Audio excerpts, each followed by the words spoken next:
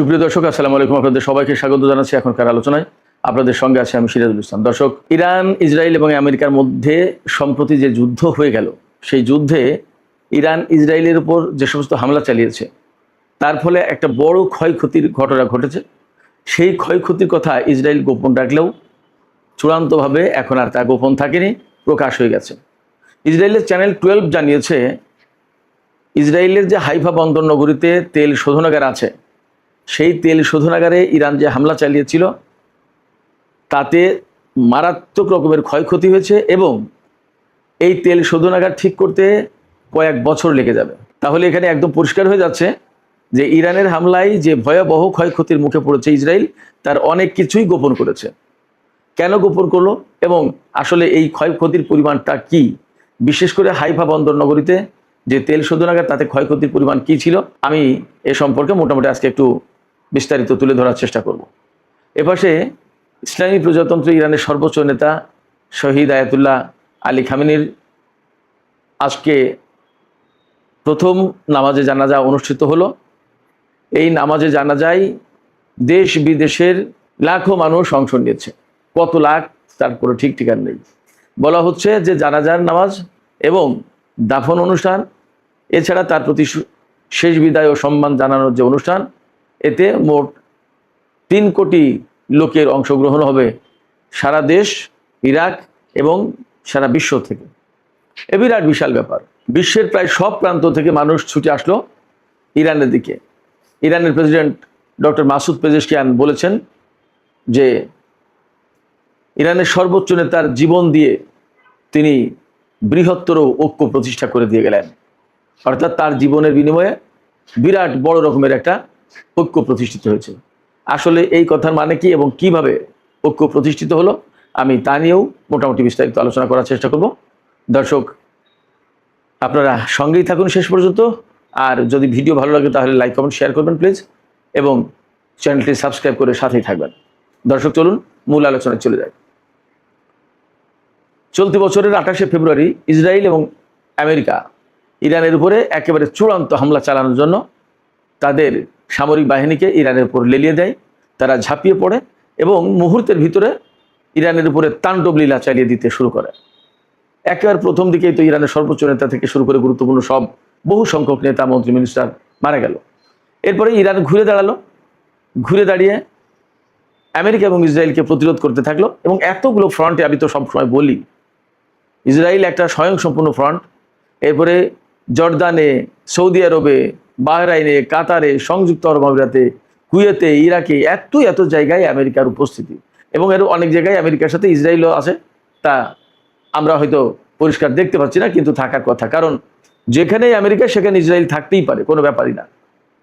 এবং থাকতে পারে, এর বাস্তব প্রমাণ হচ্ছে ইরাকের মরুভূমিতে দুটো বিমান ঘাঁটি করে ইসরায়েল ইরানের বিরুদ্ধে এই সামরিক হামলায় বা এই যুদ্ধে অংশ নিয়েছে। ইরাকের ভেতরে এই যে সামরিক ঘাঁটি করলো, সেটা কি ইরাক সরকার দেখেনি? না, আমরা ধরে নিচ্ছি ইরাক সরকার দেখেনি। কারণ ইরাক সরকারের ওই এলাকায় যাওয়ার কোনো অধিকার নেই। তার কারণ হচ্ছে আমেরিকা সেই সমস্ত এলাকা নিয়ন্ত্রণ করে। ফলে আমেরিকার বাহিনীর বাইরে গিয়ে ইরাকি বাহিনীর কোনো কথা নেই। ইরাক বছরের পর বছর থেকে বলে আসছে যে মার্কিন বাহিনীকে প্রত্যাহার করতে হবে। সংসদে বিল পর্যন্ত পাশ হয়েছে মার্কিন বাহিনীকে সরিয়ে নেওয়ার জন্য। এখনো আমেরিকা সরাচ্ছে না, জোর করে সেখানে ধরে রেখেছে, মোতায়েন করে রেখেছে। তো এই যে আমেরিকা এবং ইসরায়েলের বিভিন্ন ঘাঁটির বিরুদ্ধে, বিভিন্ন স্থাপনার বিরুদ্ধে যুদ্ধ করছিল ইরান, এক পর্যায়ে ইসরায়েল যখন ইরানের তেল শোধনাগার এবং এরকম গুরুত্বপূর্ণ কিছু জ্বালানি স্থাপনায় হামলা চালায়, তখন ইরানও ইসরায়েলের হাইফা বন্দর নগরীর তেল শোধনাগারে হামলা চালায়। এই হামলার ফলে হাইফা বন্দর নগরীর গুরুত্বপূর্ণ একটি তেল শোধনাগার, যেটা বাজান কোম্পানি নিয়ন্ত্রণ করে বা পরিচালনা করে, এই কোম্পানির একটা তেল সংরক্ষণ ট্যাঙ্কারে ইরান হামলা চালিয়েছিল, যার প্রেক্ষাপটে ব্যাপক ক্ষয়ক্ষতি হয়েছে।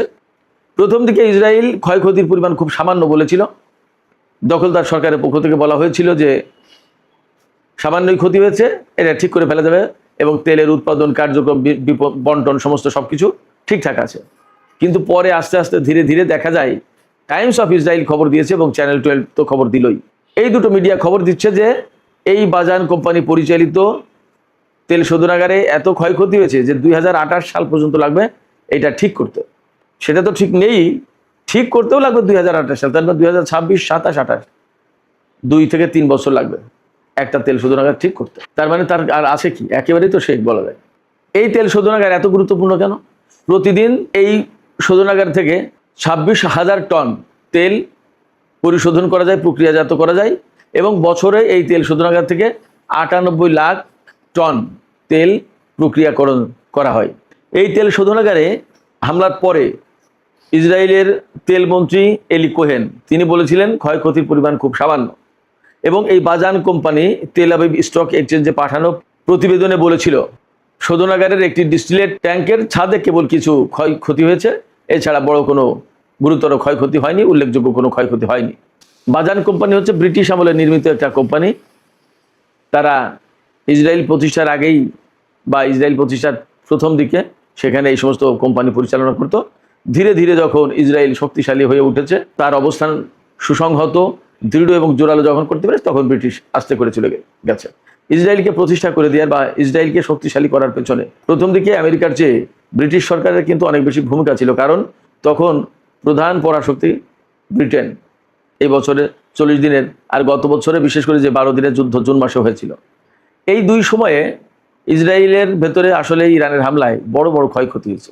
সেই ক্ষয়ক্ষতির কয়েকটা গুরুত্বপূর্ণ স্থাপনা আমি আপনাদের সামনে তুলে ধরি, তাহলে বুঝতে পারবো যে ক্ষয়ক্ষতির পরিমাণটা বা কতটা গুরুত্বপূর্ণ স্পর্শকাতর জায়গায় ইরান হামলা চালাতে পেরেছে। যেমন তেল আবিবের কিরিয়া সামরিক কমপ্লেক্সে হামলা চালিয়েছে ইরান, এরপরে ওয়াইজম্যান ইনস্টিটিউশনে হামলা চালিয়েছে এবং সেটা তো একদম গুড়িয়ে গেছে। 50 বছরে তিলে তিলে গড়ে তুলেছিল এই গবেষণাগার, এইটাকে বলা হয় ইসরায়েলের লাইফ লাইন, সেইটা ধ্বংস হয়ে গেছে। এরপরে ইসরায়েলের প্রত্যেকটা বিমান ঘাঁটিতে ইরান তখন হামলা চালিয়েছে, কিন্তু তার ভেতরে নেভাটিম এয়ারবেজ যেটা, এখানে ইরান ব্যাপক হামলা চালিয়েছে এবং সেখানে বড় রকমের ক্ষয়ক্ষতি হয়েছে। বড় রকমের ক্ষয়ক্ষতি, কোনো সাধারণ ক্ষয়ক্ষতি না। এই নেভাটিম এয়ারবেজে কিন্তু F-35 বিমান রাখা হতো।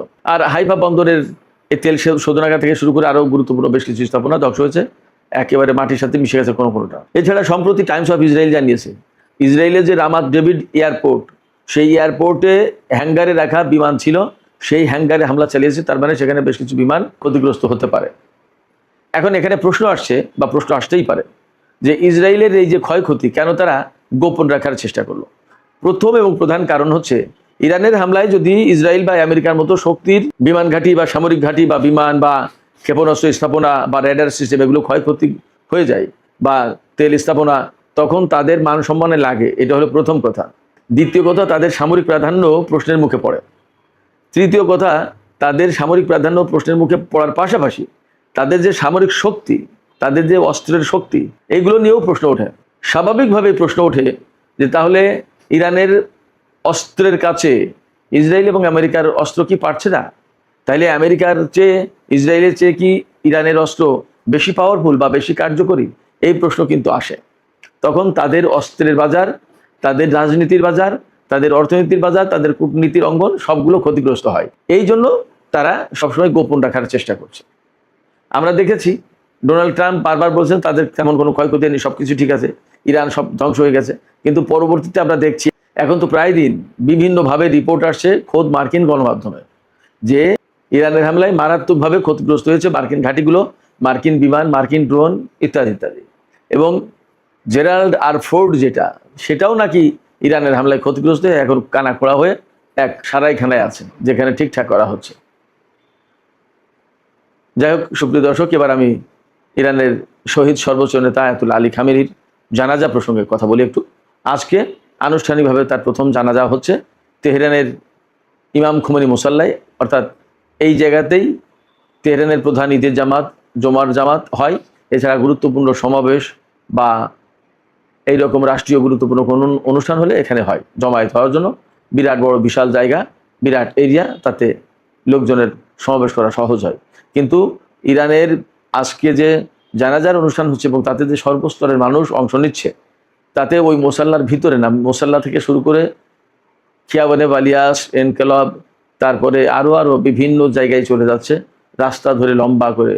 ইরানে তো সব কিছু বন্ধ, তো সেই জায়গা থেকে মানে মানুষের যে ঢল নেমেছে সেটা হেলিকপ্টারে করে দেখাচ্ছে।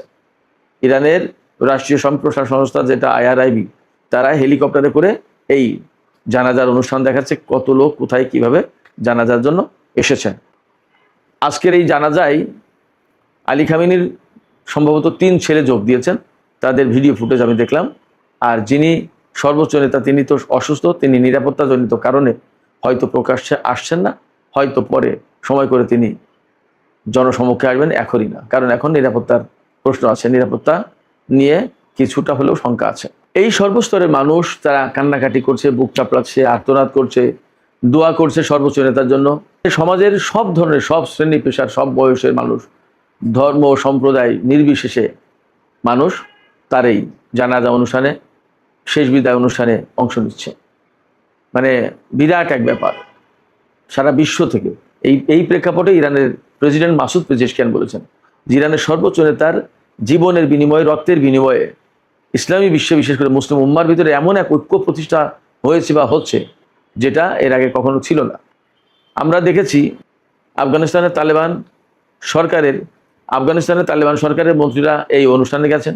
আবার আহমদ শাহ মাসুদ নামে একজন ছিলেন, তিনি তালেবান বিরোধী লোক ছিলেন বেসিক্যালি, তার অনুসারীরাও তেহরানে একই জায়গায় একসাথে। আবার যেখানে পাকিস্তান সেখানে তালেবান। এইরকমভাবে মানে বহু দেশের বহু পর্যায়ের মানুষ এসে এই জানাজায়, এই শেষ বিদায় অনুষ্ঠানে অংশ নিচ্ছে। তাতে সৌদি আরবের মতো দেশের লোকজন এসেছে, আরও অনেক দেশের। সৌদি আরবের ব্যাপারে কথা শুনেছি যে প্রথমে ইরান তাদেরকে দাওয়াত দেয়নি, এই কারণে যে দাওয়াত দিলে আসবে কি আসবে না তার কোনো নিশ্চয়তা নেই, কারণ এই যুদ্ধের সময় সৌদি আরবের বিভিন্ন ঘাঁটিতে তো ইরান হামলা চালিয়েছে। কিন্তু তারপরেও দেখা গেল যে সৌদি আরবের একটা প্রতিনিধি দল সর্বোচ্চ নেতার প্রতি সম্মান জানাতে তেহরানে উপস্থিত হয়েছে। তো এইরকমভাবে সারা বিশ্বে প্রথমত এবং প্রধানত মার্কিন সাম্রাজ্যবাদ বিরোধী একটা ঐক্য প্রতিষ্ঠা হচ্ছে। দ্বিতীয়ত মুসলিম উম্মার ভিতরে একটা ঐক্য প্রতিষ্ঠা হচ্ছে, যেন সবাই চাইছে যে আমরা সবাই একসাথে মিলে থাকি। সেক্ষেত্রে সর্বোচ্চ নেতা শহীদ হয়ে গেলেও আপাতত মুসলিম উম্মার ভিতরে একটা ঐক্য, বিরাট একটা সংহতি তৈরি হলো। এটা কিন্তু একটা গুরুত্বপূর্ণ ব্যাপার।